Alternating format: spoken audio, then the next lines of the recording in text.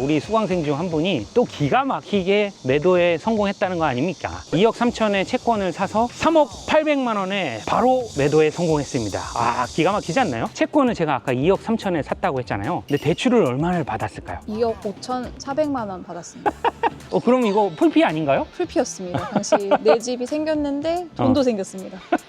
여기가 무려 어마어마한 50평짜리 아파트예요. 너무 넓고 환하고 너무 좋아요. 네, 이 집 50평짜리 총 인테리어 비용 얼마 나왔을까요? 총 인테리어 비용이 1,100만 원 나왔습니다. 반갑습니다 여러분, 동네 부자 흑도입니다. 오늘 제가 나와 있는 곳은 어디냐면요, 경기도 남양주시에 나와 있습니다. 남양주에 갑자기 왜 왔냐, 우리 수강생 중 한 분이 또 기가 막히게 매도에 성공했다는 거 아닙니까? 그래서 오늘 이미 가계약금을 받았고 그 매매 계약을 한다고 해서 이제 입주 전에 제가 잽싸게 와서 촬영하려고 여기 왔고요.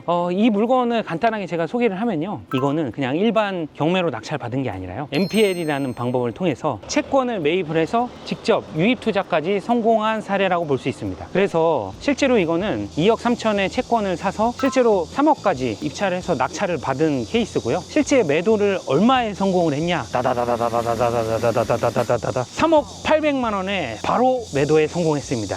기가 막히지 않나요? 그러면 MPL에 대한 뭐 여러 가지 그런 장점과 그런 것들이 있는데, 어떤 것들이 있냐면요, 이게 채권을 실제로 2억 3천에 사서 3억에 낙찰 받은 다음에 3억 800에 파는 거기 때문에 실제로는 양도세가 거의 발생하지 않습니다. 왜냐? 실제로 취득세하고 복비하고 이것저것 따지면 취득 원가가 한 3억 700 정도 이렇게 될 것 같긴 해요. 근데 3억 800에 매도를 하는 거니까 시세 차익이 100에서 한 200만 원 정도밖에 안 될 것 같거든요. 근데 이게 지금 낙찰 받은 지 1년 이내에서 파는 거다 보니까 양도세가 무려 70%입니다. 그래서 200만 원에 70% 하면 뭐 양도세가 한 140만 원 정도밖에 나오지 않는다는 거죠. 이 물건은 정말 기가 막힙니다. 채권을 제가 아까 2억 3천에 샀다고 했잖아요. 근데 대출을 얼마를 받았을까요? 피디님 얼마 받았어요? 2억 5,400만 원 받았습니다.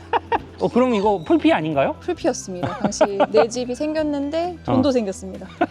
채권 2억 3천에 사서 3억에 낙찰 받아서 대출을 2억 5,400에 받았으니까, 물론 거기에서 취득세라든지 법무 비용이라든지 뭐 이런 비용들이 있긴 하지만 그런 비용들을 제외한다고 하면 1,400만 원 정도가 풀피가 되는 겁니다. 이게 언제 수강생이 낙찰을 받은 거죠? 제가 알기로는 그 계약을 11월 중에 하셨다고 들었고, 25년도 11월, 그리고 실제 입찰은 12월 중에 하셔서 잔금 납부는 26년도 1월에 하신 걸로 알고 있습니다. 그 다음에 이제 배당 받은 다음에 다시 7천만 원을 백을 받은 거잖아요. 그렇죠. 채권자한테. 그렇죠. 이거 한번 들어가 볼까요, 이제? 집 안에 딱 들어왔습니다. 와, 피디님 어때요? 깜짝 놀랐어요. 너무 넓고 환하고 너무 좋아요. 네, 여기가 무려 어마어마한 50평짜리 아파트예요. 그래서 이 공사를 사실 제가 직접 도와줬거든요. 제가 하나씩 보면서 설명을 드리도록 하겠습니다. 이쪽 방은요, 막 공사를 막 엄청 한 것 같지만 사실 손을 많이 안 댔습니다. 어떻게 했냐, 요 벽지, 제가 좋아하는 가성비 좋은 실크 벽지가 있어요. 개나리라고.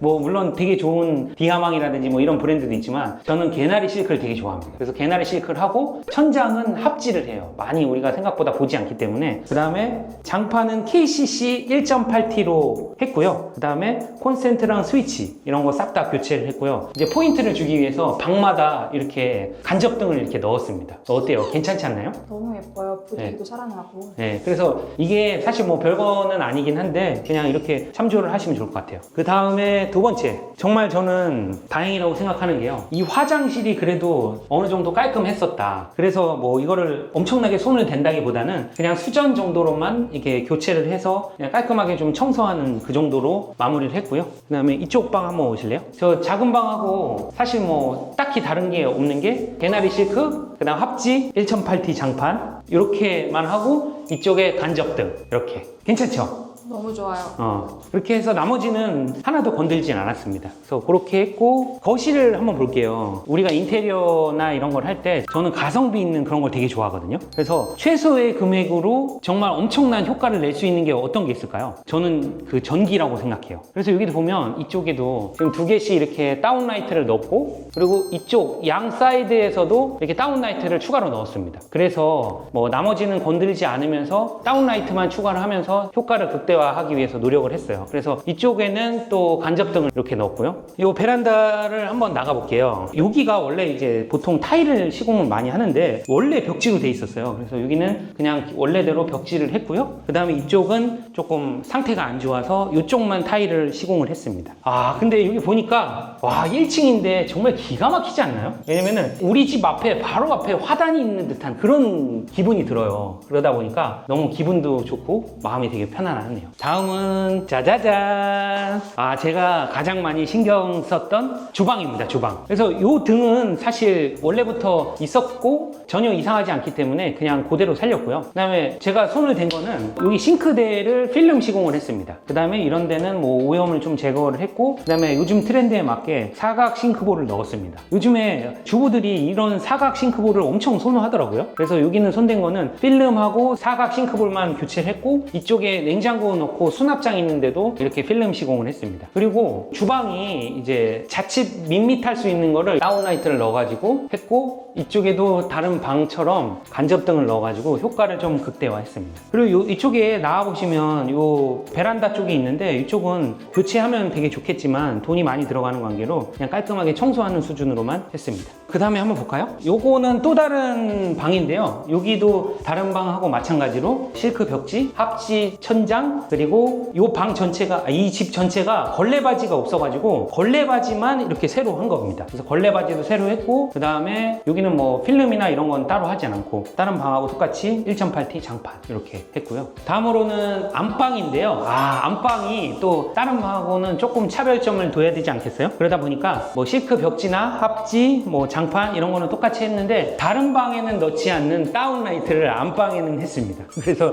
이쪽에 짜자잔 이렇게 해서 다운라이트를 넣고 간접등을 이렇게 넣었어요. 그리고 화장실을 한번 볼까요? 화장실은요, 제가 이 수전하고 이런 것만 교체를 했고요. 여기 보면 줄눈을 제가 한번 셀프로 해봤거든요.